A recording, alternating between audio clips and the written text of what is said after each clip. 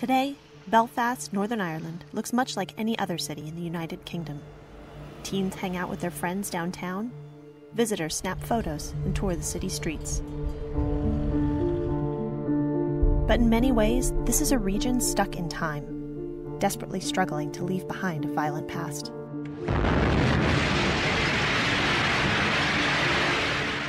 Not long ago, Belfast was an urban battlefield. News footage of the time shows chaos and seemingly endless violence. Not unlike the coverage of today's War on Terror. One or more of the mortars landed in Horse Guards Parade after being launched from the terrorist van. But today in Northern Ireland, the fighting is over. And thousands once imprisoned as terrorists must come to terms with what they did. They were going out with guns to shoot people. They were blowing places up. There are terrible, terrible tragedies of our conflict, and these people, they're carrying that. Where did our armed struggle take us? You know, other than the people who were killed. I knew when I was involved in what I was involved in that it was wrong. There are increasing signs of post-traumatic stress disorder. There is also very high levels of use of antidepressants and alcohol.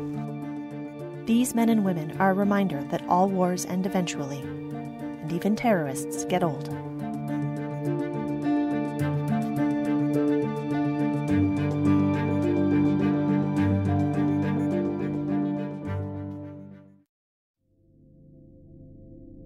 We spotted a man walking up the Ormer Road, and knowing where he was walking and the time of night it was, he was likely to be a Catholic.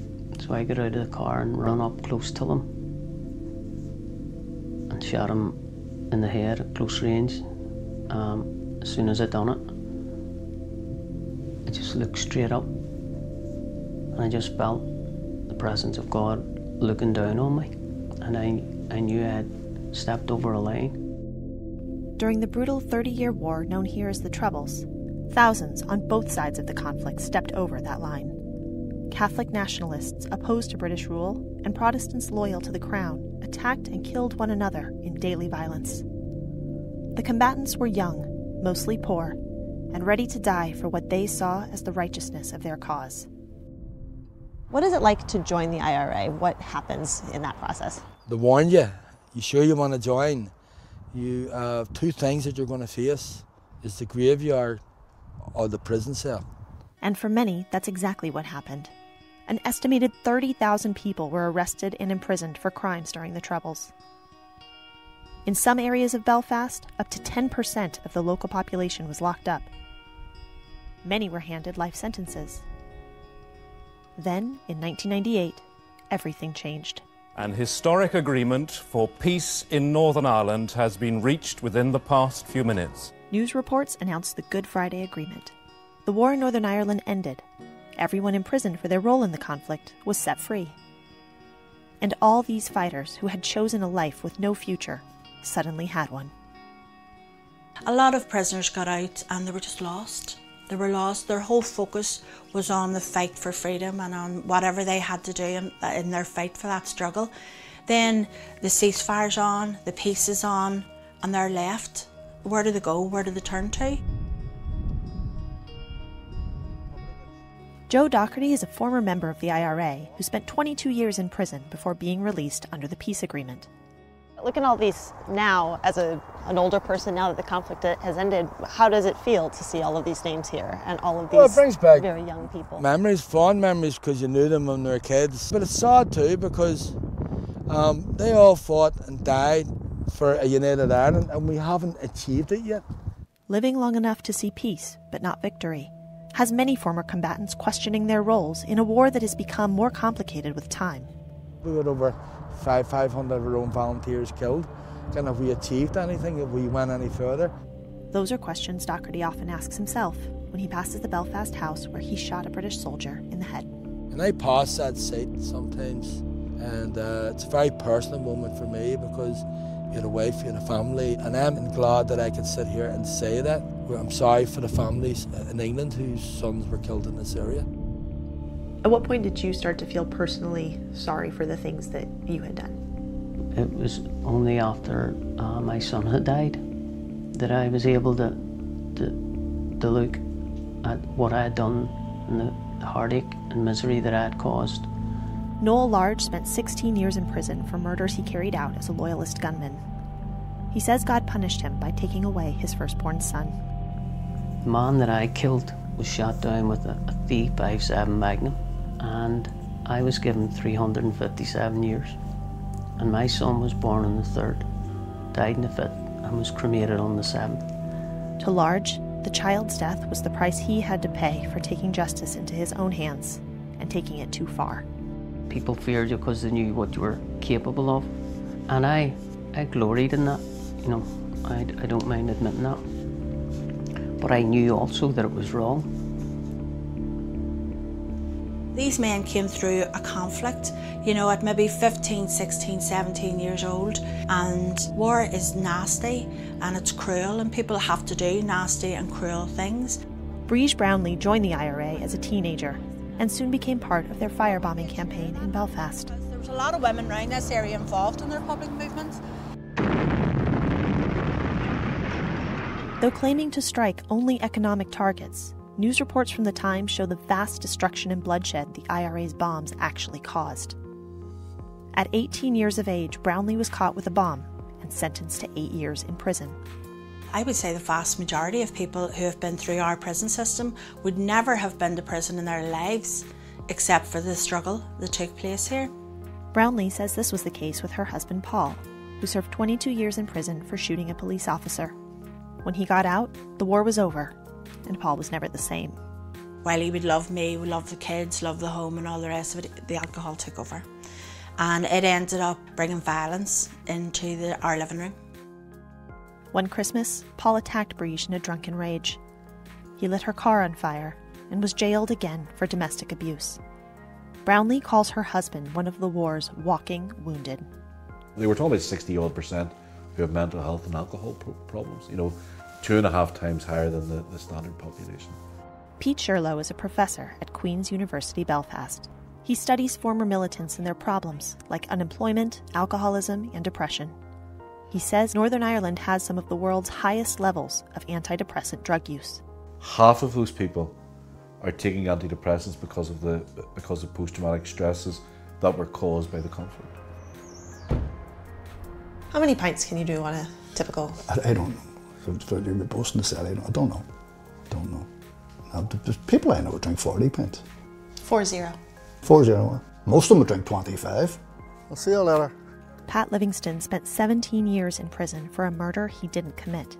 He keeps his own drinking in check, but he's seen a number of friends and former comrades drink themselves to death after being released. Well, there's one guy there isn't a good friend of mine, you know. But he was out every morning, you know. He'd have been out every single morning drinking, you know. That's it there. The stolen child. But what torments Livingston more than anything is the violent death of his little sister, Julie. The 14-year-old was shot by the British Army while he was locked up. That's a spot where she was killed. So tell me what happened. She was over that shop. Armoured car come up there and you know those wee slats at the side of the armoured car there? Fired a plastic bullet, put it on the side of the head. Sound harmless, don't they? Plastic bullets. Try getting hit up the head on it, 100 men now. So they would fire these into crowds for crowd control? They're supposed to fire them on the ground, hit you in the legs, but they don't. Like they hit you in the chest and hit you in the head and hit you everywhere. Livingston was asleep in his prison cell when guards delivered the news. He opened the door at 2 o'clock in the morning. And he says, have your sister called Julia? And he says, no. He said, you haven't? I said, I haven't got a sister called Julia. I have a sister called Julia. He said, that's fucking close enough. He says, she's dead. Slammed the door.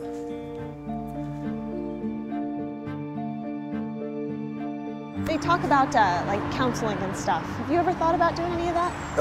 No? I don't think I need it. I think a person that's done it probably needs counselling a lot more than I do. How hard is it for a man to walk through this door for the first time and sit down with you and talk? Men in general, we're socialised to believe that we take care of our own problems. Joe Barnes is a former Republican combatant who became a counsellor after spending 8 years behind bars. He works closely with Northern Ireland's ex-prisoner population. Generally speaking, people who have suffered trauma and the effects of trauma, it doesn't necessarily decrease with age. In many cases, it actually gets worse with age. What about the stuff that you hear now about with the guys that are getting a bit older, like the post-traumatic stress? I don't know. You're bound to have it, what you went through, you know what I mean? Maybe we all haven't, just don't notice. Was it worth it? Everything that you had to do, everything that you had to give up? It was worth it for the people that I met and the people I think, but was it worth it because we're still under English rule? Probably not. I still think there will be a war again, if Ireland's not freed within a certain thing. Livingston is not alone. The Troubles ended 17 years ago, but deep divisions persist between Republican and Loyalist communities. To this day, towering 30-foot-high walls cut across Belfast, physically separating Catholic and Protestant neighbourhoods. Do you feel unsafe here? Of course, but they're not going to make me move. They'll have to kill me before they get me out of this country. In most settings, the small protest would seem harmless. A few dozen Protestants lobbying to rout their annual parade up a residential street in North Belfast. You feel you're being prejudiced against? Of course we're being prejudiced against. We're the majority people in this country and we've no say. Brilliant. Do you feel like that's changed? No. Since peace came along? No, there's no such thing as peace. No. There's no such thing as peace here. Police are out in full force for this demonstration. They patrol the nearby Catholic neighborhood in armored trucks, looking for would-be attackers. This site has been targeted several times in past months. So you believe the society is ready to go back to war? Well, it takes one incident, and this place could go nuts. It's always been like that since the Protestant people have been in Ireland. They just don't want us here, they hate us. Simple as. Is there a part of you that kind of wants it to kick off a little bit again? You see, that's a very tough question because the history of the Troubles here has proved that the only time you get listened to is by using violence. There are no tidy endings in Northern Ireland, and a new generation of young people with few job prospects and a romanticized view of their parents' or grandparents' war may be the biggest threat to peace. In the last year, there have been more than 200 terror-related arrests in Northern Ireland. You're not born a bigot, and you're not born to hate people. But some ex-combatants have made it their mission to break through the sectarian divide that persists among Belfast youth. Joe Docherty and Noel Large, once bitter enemies, now work together to promote reconciliation. Very, very few Catholics were in the leadership. A lot of Catholics were the ones who rebelled. Tonight, Docherty is meeting with a group of young kids from a Loyalist community. He's guiding them through a Republican museum to show them the conflict through the other side's eyes. If you're asking me how we achieved anything, at least we're talking. At least we have to learn that 3,000 odd people died. You know, and that's everybody. You can't say it was just IRA victims. It was everybody's victim, and it's all passed on to these young lads here. Try and make it clear to them that there's nothing wrong with being a Loyalist or a Republican, and rather than see it as a weapon to use against each other, see it as something that should be celebrated. For Docherty and Large, dissuading young people from violence is both community service and personal redemption. I had to move beyond what I'd done and get on with living the rest of my life in the most positive way I can. Try and create conditions where young people don't have to make the choices that I made. Here's me, remember switching me last week? We're still in conflict. The violence might not be there, the conflict itself, but the fear is there, and there's a mistrust in each side. And that's what's important about Noel's work and my work. We're trying to build the bridges between communities, enough to build up the trust.